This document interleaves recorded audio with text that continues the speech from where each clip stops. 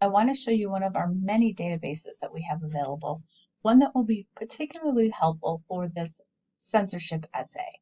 And that one is Bloom's Literature. So if you get into our database alphabetical order, you could either click on the B and it'll bring up all the B's, or you can scroll down until you find Bloom's Literature, which is here. We're going to click on that one. And then you'll see on the main page, it pulls up most studied authors. And actually, that was one of our authors, Toni Morrison, for The Bluest Eye. I don't believe anyone's picked that one, though, so we'll skip that one for now. But you can see there is a ton of authors that come up. I'm just kind of scrolling through. Oop, there's Ray Bradbury. So let's give a click on here. You can kind of scroll through those and maybe find your author, or you can type it in. But in this particular case, we did see Ray Bradbury. And then what you can do here is it gives you just a little bit of info on him. And then it has, right now it's on the section of just references about him. So you could click on any of these and it says like where it came from. So this is coming from, most of them coming from encyclopedias. And you could also look at the different criticism. And criticism meaning that it could be criticism based on some of his works. So here we see then we've got Ray Bradbury, we've got Fahrenheit 451. So this might be something that might be interesting to us. Just kind of scrolling down, kind of look and see if you spot anything. Sometimes it's hard to find exactly what you're looking for, but in some cases, you might have to dig a little bit deeper. So then it might just say, okay, let's look at the literary works that he did. And here then, Fahrenheit 451, of course, comes up. And then you could click here, and this gives an overview. So this is an overview of Fahrenheit 451, and they're different ones. So this one is an overview or synopsis. This is another one. So any of these that you can click on here and you can use as a possible source. Okay. Ooh, this one even says censorship history of Fahrenheit 451.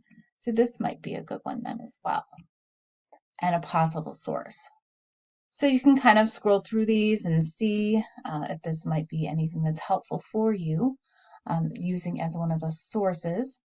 And then if you decide that, yep, this is good, it does talk about censorship, Fahrenheit 451, so it gives me some information.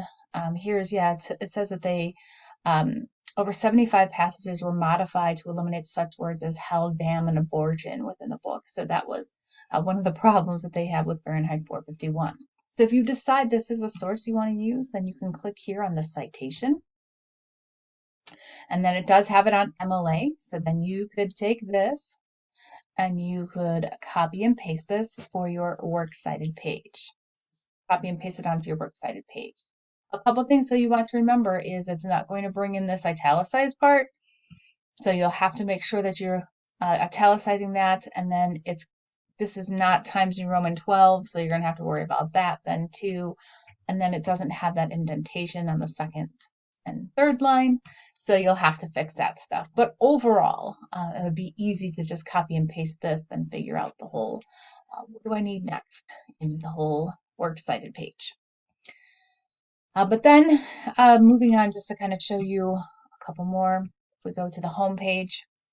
So we found Ray Bradbury on there, but maybe we're like, well, I don't know, I'm not seeing what I'm looking for, so let's type in some stuff. So you could try typing in the actual title of the book you are looking to look at, and then sometimes information comes up, you just kind of have to double check it. But characters and characterization in The Giver, understanding the plot, narrative technique. So these are all referring to the book The Giver. But maybe then you're wanting to look at other things, so maybe some criticism about it. And sometimes the criticism will help a little bit with trying to figure out exactly what was going on in the book, or why people were trying to ban it or challenge it or whatnot. So possibly looking at some of this. This is actually that talks with Lois Lowry, which might be a good thing to kind of use as a source then as well. So again, any of these, you can click on them and then read through them. And if you like what they have to say, then again, you can just click on that for the citation.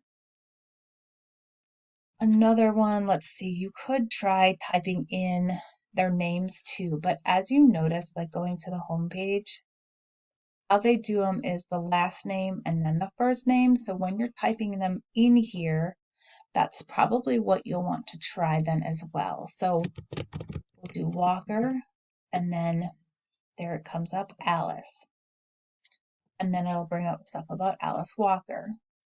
And then the same thing here. So you could look at the references, which are here. Then you could click on here and look at criticism. Of course, you're searching for the color purple if that's what you're doing. The literary works.